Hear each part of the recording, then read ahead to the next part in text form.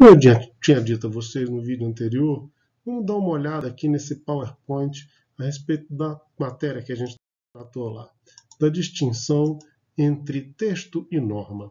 Esse é um dos maiores problemas, como eu já disse para vocês, dos operadores do direito.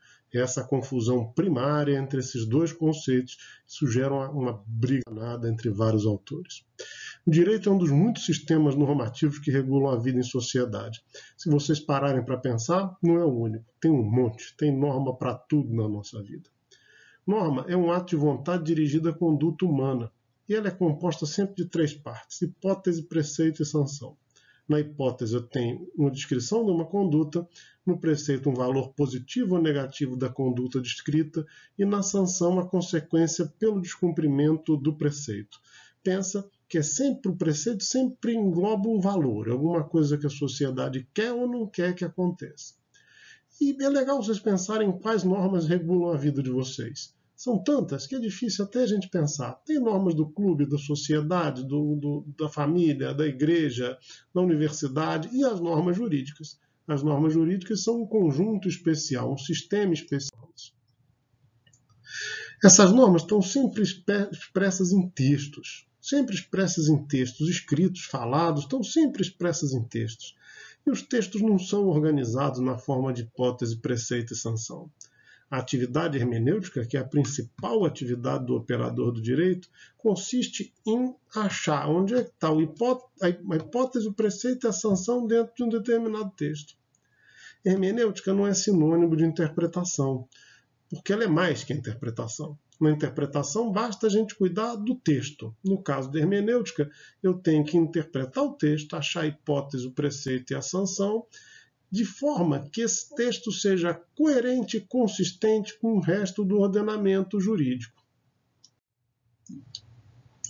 De um mesmo texto, a gente tira no mínimo duas normas. Uma norma dirigida ao Estado, outra norma dirigida aos cidadãos. Tem uns autores que chamam a primeira de norma primária, a segunda de norma secundária. Honestamente, isso não faz a menor diferença.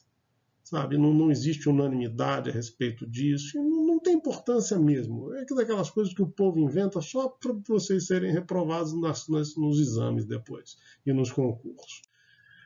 Vamos pegar um exemplo. O artigo 927 do Código Civil diz que aquele que por ato ilícito causar dano ao trem fica obrigado a repará-lo. Qual é a primeira norma? É dirigida ao cidadão. A hipótese, causar prejuízo aos outros praticando atos ilícitos. Qual é o valor? Qual é o preceito? Não, a gente não deve fazer isso. Qual é a sanção? Se a gente fizer, precisa reparar quem a gente prejudicou. A norma 2, que é dirigida ao aplicador, ao Estado, ao juiz, à autoridade que deve aplicar. Ao tomar conhecimento de que alguém fez isso, praticou a conduta descrita na hipótese, deve aplicar a sanção. O preceito, verdade, é positivo, ele tem que fazer isso. E a sanção, se ele não fizer, a decisão dele vai ser nula, ou ele vai ser eventualmente punido pela sua omissão. Vamos pegar mais um exemplo, dessa vez da Constituição Federal. A gente depois vai fazer um vídeo só a respeito disso, mas vocês precisam agora entender que as leis elas são criadas de uma certa forma, os textos legais têm uma certa forma. Existe o caput. O caput é essa parte aqui do artigo, essa parte inicial do artigo, a parte principal. Alguns artigos têm parágrafos, que é uma cobrinha feia, que diz assim, parágrafo 1º, parágrafo 2º. E incisos. Incisos são sempre representados por números romanos. E alguns outros vão ter alíneas, que são letras minúsculas embaixo desses incisos.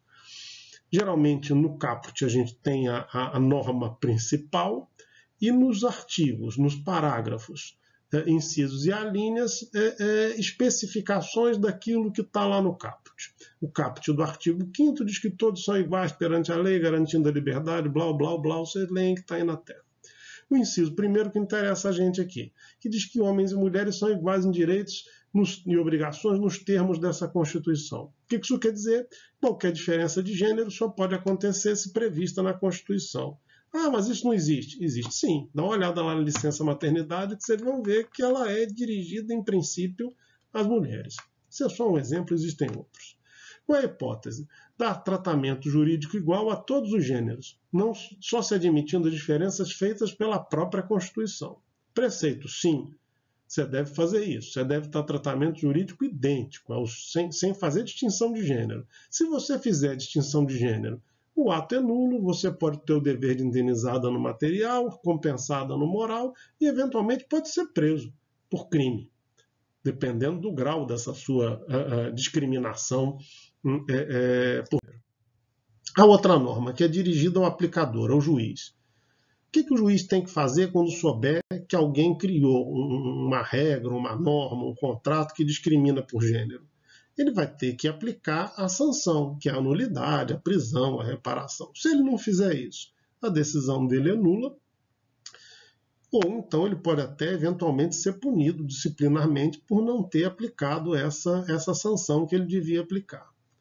Qual é o exercício que eu proponho para vocês? Vamos pegar o artigo mais tranquilo para a gente fazer isso, que é o artigo 121 do Código Penal, que diz assim: matar alguém, pena de 6 a 20 anos.